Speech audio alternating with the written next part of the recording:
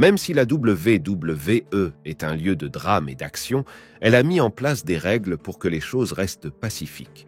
Mais de temps en temps, quelque chose passe à travers les mailles du filet, et nous avons droit à des moments épicés qui auraient peut-être dû être censurés. Suivez-nous dans cette vidéo pour découvrir les moments de la WWE qui auraient dû être censurés. Commençons par la tristement célèbre promo de Bret Hart. Vous vous demandez peut-être ce qu'il y a de si mauvais dans une promo pour qu'elle ait besoin d'être censurée? Mais les mots qui sortaient de la bouche de Bret Hart étaient si épicés qu'il est surprenant qu'il n'ait pas tout flouté. Mais que s'est-il passé exactement pour que Hart déraille? Dans le monde du catch, il n'y a pas que les body slams et les suplexes. C'est dans les promos que le drame se joue. Parfois, les catcheurs sortent un peu du script et parlent directement avec leur cœur dans ce que l'on appelle une shoot promo. L'un des plus grands exemples de cette pratique est celui de Bret Hart, qui a fait l'une des meilleures promos de l'histoire. L'héritage de Bret Hart à la WWE est légendaire. Connu pour ses prouesses techniques, l'attaque des Pink and Black était une force avec laquelle il fallait compter au milieu des années 1990, captivant le public du monde entier. Passant des équipes de combat à la compétition individuelle, Hart a véritablement mérité son titre de « The best there is, the best there was, and the best there ever will be ». Le meilleur qu'il y ait eu, le meilleur qu'il y ait eu, et le meilleur qu'il y aura jamais. Cependant, les relations entre Hart et le propriétaire de la WWE, Vince McMahon, sont difficiles en raison des rumeurs de départ de Hart vers la WCW. Au fur et à mesure que les tensions augmentaient, Hart s'est retrouvé relégué au bas de l'échelle et a même ouvertement critiqué la compagnie. Et tout cela s'est terminé lors de l'affrontement épique de la promo de Bret Hart sur Monday Night Raw en 1997.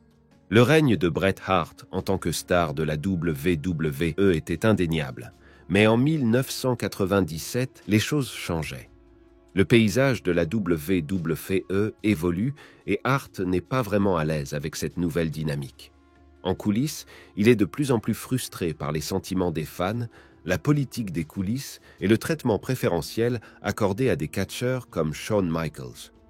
Malgré les assurances de McMahon, qui lui promet notamment de continuer à occuper le haut de l'affiche et de remporter des championnats, Hart se sent trahi lorsque ses promesses ne se concrétisent pas. Les choses se sont envenimées lorsque Michaels a renoncé au titre de champion de la WWE en février 1997, ce qui a conduit à une brève victoire de Hart, suivie d'une défaite encore plus rapide contre Psycho Sid. Puis vint la revanche dramatique entre Hart et Sid dans une cage d'acier, ce qui était plutôt rare pour Monday Night Raw. Tout ce drame s'est déroulé quelques jours avant WrestleMania 13, au milieu de l'intense rivalité entre Hart et Stone Cold Steve Austin, ce qui a rendu la querelle encore plus intense. Le match dans la cage d'acier entre Bret Hart et Psycho Sid a été un classique instantané, avec le plus grand prix de l'industrie en jeu. C'est intense, n'est-ce pas? Mais c'est là que les choses deviennent plus intéressantes. Steve Austin, l'ennemi juré de Bret, s'en mêle et tente d'aider le Hitman. Puis l'Undertaker, qui a ses propres problèmes avec Sid, a décidé d'égaliser les chances. Finalement, Sid s'est échappé de la cage avec beaucoup d'audace, conservant son titre intact. Sauvage, hein?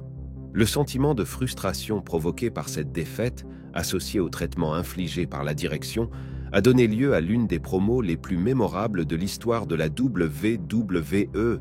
Vince McMahon est intervenu, s'attendant à l'habituel, mais il a reçu une bousculade et une dose de réalité à la place. Bret s'est attaqué au système avec une rage non filtrée, lâchant des jurons comme des bombes. C'était brut, c'était intense, et cela a laissé les fans abasourdis. Le président frappant le tapis n'était que le début de cette chevauchée sauvage. Hart a juré à la télévision.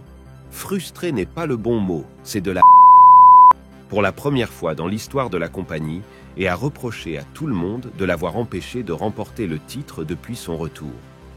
Chose étonnante, les gros mots n'ont pas été supprimés. Ce n'est pas la seule fois où les gros mots n'ont pas été censurés dans le catch. Il suffit de regarder le dérapage de Scott Steiner lorsqu'il est revenu à la WWE. Scott Steiner, alias Big Papa Pump, a toujours été connu pour de nombreuses choses. Plus connu pour sa musculature impressionnante et son caractère macho, Scott Steiner est l'une des superstars les plus divertissantes que les fans apprécient encore aujourd'hui. Mais malgré toute sa gloire, son retour à la WWE en 2002 n'a pas été une partie de plaisir, soyons réalistes. Mais avant cela, il fallait attendre que Scott Steiner se fasse connaître en solo. Ce type avait tout pour lui, athlétisme, charisme et cette ambiance de catcheur classique. Il était tout à fait naturel qu'il devienne une superstar de premier plan, sous une forme ou une autre. Et quand on voit sa carrure imposante à l'époque de la WCW, à la fin des années 90 et au début des années 2000, on ne peut que s'en douter. Sa grande percée a eu lieu lorsqu'il s'est opposé à son frère et qu'il a rejoint le New World Order en 1998. C'est à ce moment-là que les choses ont vraiment commencé à s'accélérer pour lui. À partir de ce moment-là, Scott Steiner s'est totalement réinventé en tant que Big Papa Pump et cela a fait des vagues dans le monde du catch. Avec son physique musclé au centre de la scène, il a adopté le personnage du Meathead, avec ses cheveux teints et son couvre-chef en forme de chaîne. Et cela fonctionne à merveille. Il occupe le devant de la scène à la WCW, remportant de nombreux titres en simple, dont le plus important, le championnat du monde des poids lourds de la WCW en 2000. Lorsque la WCW fait faillite en 2001, les fans sont curieux de voir Steiner se pavaner sur le ring de la WWE. Enfin, en 2002, la grande annonce est tombée. Scott Steiner faisait son grand retour à la WWE et ils ont vraiment fait de l'esbrouf. C'est le grand retour. Scott Steiner a fait son retour à la WWE lors du PPV Survivor Series 2002 au Madison Square Garden, recevant un accueil chaleureux de la part du public alors qu'il battait Matt Hardy et Chris Nowitzki au milieu du ring. Aussi amusant qu'ait été le fait de battre ces deux autres catcheurs. La partie intéressante a été lorsque Steiner s'est tourné vers le personnel au bord du ring et a crié « Donnez-moi un micro ». Soyons réalistes, le censurer n'aurait servi à rien. Tout le monde a entendu ce qu'il avait à dire haut et fort. Car quand on a affaire à Big Papa Pump, on sait que c'est tout sauf calme. À la WWE, il n'y a pas que les bombes F qui peuvent vous attirer des ennuis. Même le fait de lancer des blasphèmes avec les mains peut être censuré.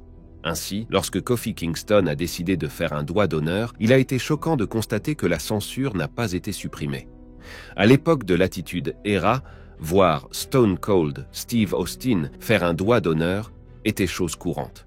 Mais cela fait 1 minute que personne n'a osé le faire, jusqu'à ce que 2019 arrive. Que s'est-il passé exactement ?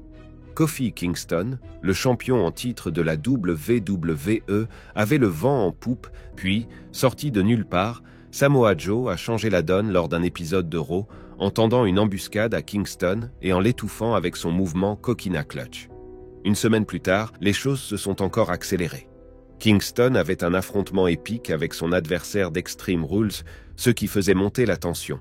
Mais voilà que Samoa Joe frappe à nouveau, brisant la série de plus de 20 victoires télévisées de Kingston en l'endormant une fois de plus, cette fois dans un match par équipe. Le lendemain soir, à SmackDown, Samoa Joe s'est montré confiant, reprochant à Kofi d'être un faux ami pour tout le monde.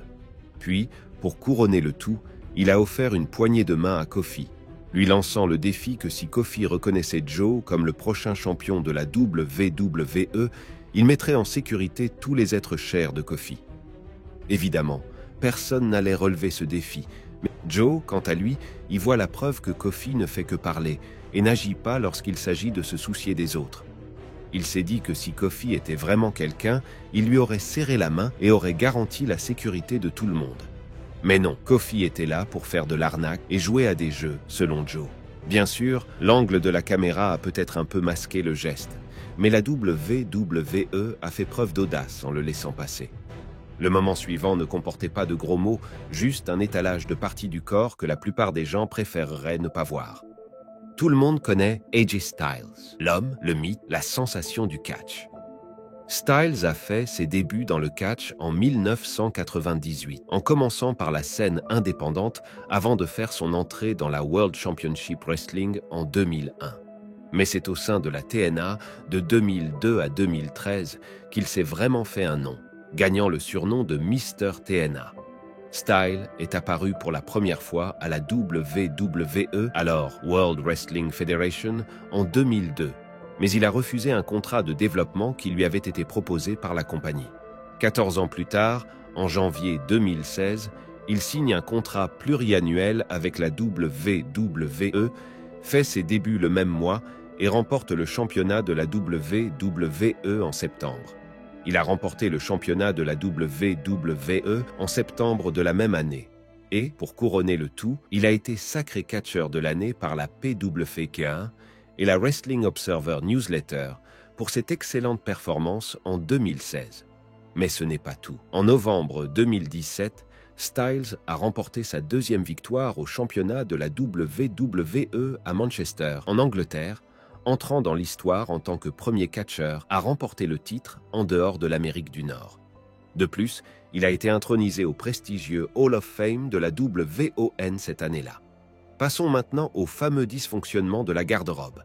Lors de l'événement TLC Table, Ladders and Chairs, les fans ont eu un aperçu inattendu des Booty House d'AJ Styles. Au American Airlines Center de Dallas, AJ Styles, qui a revêtu son titre de champion du monde de la WWE, se retrouve sur le ring avec nul autre que Dean Ambrose. Le mois précédent, Styles avait déjà montré qu'il fallait compter avec lui en battant à la fois Ambrose et John Cena à No Mercy. Mais c'est là que les choses deviennent un peu plus insolentes. Pendant le match, les téléspectateurs ont pu apercevoir un petit dysfonctionnement de la garde-robe, une petite déchirure à l'arrière du pantalon de Styles, permettant à tout le monde de voir sa fesse gauche. Et comme il est le champion à la fois à l'intérieur et à l'extérieur du ring, Styles s'est rendu sur Twitter après le match pour parler de ce faux pas, plaisantant sur le fait que son équipement et sa fesse avaient été tranchés par une chaise en acier. Chaise en acier ou pas, la WWE n'a même pas pris la peine de couvrir toute cette peau inattendue en direct à la télévision. Bizarrement, le dévoilement accidentel de la fesse d'Aji est considéré comme une chose banale par rapport à d'autres moments où la peau a été montrée dans l'histoire de la WWE. Rappelez-vous quand Jacqueline a carrément montré ses seins en 1998. En parlant de Jacqueline Moore, elle est un peu sous-estimée, mais elle a du talent. De la fin des années 80 jusqu'à il y a quelques années, elle a déchiré la scène du catch, en passant par la WWE, la WCW et la TNA. Elle n'était pas seulement forte et musclée, elle pouvait aussi se battre sur le ring comme personne. Le parcours de Jacqueline Moore dans le monde du catch ressemble à des montagnes russes. Elle a débuté à la World Class Championship Wrestling, mais c'est à l'United States Wrestling Association qu'elle s'est vraiment imposée, remportant le championnat féminin de l'USW à 14 fois. C'est une véritable domination. Elle se pavane ensuite à la World Championship Wrestling, où elle dirige brièvement l'équipe emblématique Harlem Heat. Mais elle ne tarde pas à se retrouver dans la cour des grands, à la World Wrestling Federation. Elle y gère Marc Mero et entame une rivalité épique avec Sable qui aboutit à la résurrection du championnat féminin de la WWF qu'elle a fièrement détenu à 2 reprises. En 2016, Jacqueline a enfin reçu la reconnaissance qu'elle méritait, en étant intronisée au Hall of Fame de la WWE. On se souvient probablement surtout d'elle, en bien ou en mal, comme l'une des 2 moitiés de la querelle la plus chargée de nudité de l'histoire de la WWE avec Sable. La révélation majeure de Jacqueline a eu lieu lors du pay-per-view Capital Carnage au Royaume-Uni en 1998, au cours d'un match d'équipe mixte. Tout au long du match, elle portait un débardeur ample sans soutien-gorge. Après le match, elle s'est retrouvée sur les épaules de l'arbitre Tim White, mais Sable s'est précipité et a arraché son débardeur, laissant White se démener sur le ring avec une femme au sein nu sur cette épaule. Et le plus fou, la WWE a laissé la scène se dérouler sans censure. Aussi dérangeant que cela puisse être, vous trouverez probablement la séance de sexe en direct d'Edge et Lita encore plus dérangeante. Le sexe fait vendre, telle est la devise de la WWE, surtout à l'époque de l'Attitude Era. Mais croyez-le ou non, ce segment torride n'a pas eu lieu à cette époque folle. Il s'est déroulé en plein milieu de l'ère de l'agressivité impitoyable en 2006. Même si la WWE avait un peu calmé le jeu par rapport à l'époque de l'Attitude, il y avait encore des traces de cette ambiance épicée. Et Edge et Lita en ont pleinement profité avec leur célébration sexuelle en direct. Edge a remporté son premier titre de champion du monde à la WWE en éliminant John Cena lors de la New Year's Revolution 2006 avec le contrat Money in the Bank pour le championnat de la WWE. Cette superstar Rated R a été le premier détenteur de la mallette Money in the Bank tant convoitée, qu'il a remporté lors d'un match à l'échelle à WrestleMania 21. Edge et Lita sont sur un nuage et célèbrent la victoire d'Edge de la manière la plus scandaleuse qui soit, en s'envoyant en l'air au beau milieu du ring de la WWE. Oui, vous avez bien entendu. Le couple ne s'est pas retenu, enlevant les couches et chauffant les choses pendant que les fans de la WWE regardaient dans un mélange de choc et, soyons honnêtes, d'intrigue. Cependant, leur célébration était un peu prématurée car, 20 jours plus tard, le règne d'Edge sur le titre a été écourté lorsqu'il a perdu le titre au profit de John Cena lors du Royal Rumble 2006. Mais cela n'a pas empêché Edge d'accumuler 10 autres championnats du monde par la suite. De plus, il a remporté le championnat intercontinental à 5 reprises et le championnat par équipe à 14 reprises. Malgré ses frasques, on ne peut pas ignorer son talent. De la même façon, nous ne pouvons pas ignorer que The Cat s'est mis à nu à Armageddon 1999. Ainsi, au milieu du chaos de Triple H, affrontant son beau-père Vince McMahon dans l'événement principal, la partie la plus mémorable de l'événement s'est déroulée dans le cadre du championnat féminin de la WWF Ivory. Miss Kitty, alias The Cat, Jacqueline et Bébé se sont affrontés dans un Four Corners Evening Gown Pool Match. Oui, vous avez bien entendu, chaque catcheuse était éliminée au fur et à mesure qu'elle se déshabillait. Pour rendre les choses encore plus folles, les légendes du catch Fabulous Moolah et Mae Young étaient les arbitres invités. À la fin, c'est Ivory et Miss Kitty qui s'affrontent. Miss Kitty est devenue la nouvelle championne en dépouillant Ivory de sa robe. Et elle l'a fêté comme il se doit. Miss Kitty s'est emparée du micro, expliquant qu'elle avait fait son choix et qu'elle avait gagné le titre à la loyale. Mais elle savait ce que la foule voulait vraiment, la voir en tenue de sport. Elle a même critiqué la compagnie pour l'avoir obligée à porter des sous-vêtements pendant le match. C'est alors qu'interviennent les moments les plus fous. Miss Kitty laisse tomber sa robe, révélant bien plus que sa victoire. Avec son mari Jerry Lawler qui l'encourageait depuis les commentaires, elle a audacieusement enlevé son soutien-gorge pour que tout le monde puisse le voir. Bien sûr, le sergent Slaughter s'est précipité pour la couvrir, mais le mal était fait. Tout le monde en a eu plein les yeux. La WWE a probablement pensé que le mal était trop grand pour essayer de le rectifier, et n'a donc pas pris la peine de censurer quoi que ce soit, ou peut-être qu'elle en avait simplement fini avec toute la nudité qui s'est produite en 1999. Car le moment suivant s'est également déroulé en 1999. Oui, la démonstration de bravoure de Mae Young a eu lieu lors du pay-per-view Armageddon cette année-là. Les choses sont devenues un peu torrides au pay-per-view Armageddon quand Stacey Carter a décidé de donner à la foule un coup d'œil surprise, assez atout. Disons que cela a fait beaucoup de bruit. La WWE étant la WWE, elle ne pouvait pas en rester là. Oh non, il fallait passer à la vitesse supérieure. C'est ainsi qu'elle invente le concours de bikini Miss Royal Rumble pour le premier PPV de l'année 2000. C'est une scène typique de l'ère de l'attitude, avec des bikinis à peine transparents et toutes les parties Rated R exposées. Et n'oublions pas la pièce de résistance, un bikini entièrement fait de papier bulle, offert par nul autre que Stacey Carter elle-même. Mais il y a eu un rebondissement. Alors que vous pensiez que les choses ne pouvaient pas être plus folles, Mae Young entre. Oui, la même Mae Young, qui avait 80 ans à l'époque. Mae n'était pas une candidate comme les autres.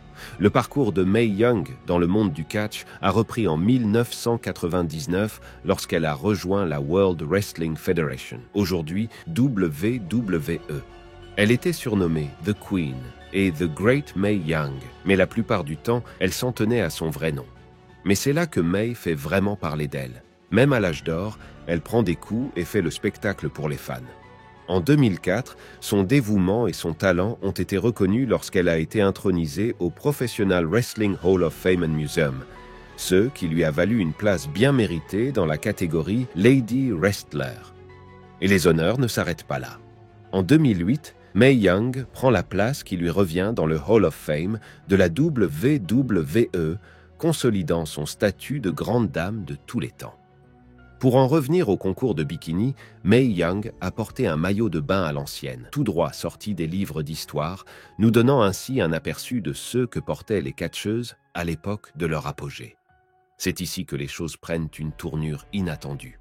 Dans la plus pure tradition de Mae Young, elle a décidé de faire monter les choses d'un cran en se mettant à nu. C'est vrai, elle a enlevé son maillot de bain et a tout laissé paraître. Il est toujours difficile de savoir si Young est en dehors du script, si elle est ivre, si elle s'amuse beaucoup ou si elle a une combinaison des trois. La WWE a bien sûr prétendu que les seins étaient faux et qu'il n'était donc pas nécessaire de les censurer, mais il y a beaucoup de choses que la WWE prétend et que nous ne croyons pas. En revanche, il n'y avait rien de faux dans le fait que l'Undertaker ait été incendié lors du match de la chambre d'élimination de 2010. Dans le monde sauvage du catch professionnel, nous savons tous que l'action n'est pas vraiment réelle, mais ce n'est pas non plus une partie de plaisir. Les bosses, les claques et les cascades folles, oui, ils sont tous réels, et ils s'accompagnent de toute une série de douleurs et de punitions. Prenons l'exemple de l'Undertaker. Il n'est pas seulement une légende du catch, il est pratiquement un mythe vivant. De son étrange personnage de Deadman à sa récente retraite, il a tenu les fans en haleine pendant des années. Son entrée à elle seule est légendaire. Le gong, l'obscurité, le feu qui jaillit du sol, tout cela fait partie du spectacle qui tient les fans en haleine à chaque fois. Mais les choses ont pris une tournure terrifiante un soir d'Elimination Chamber 2010.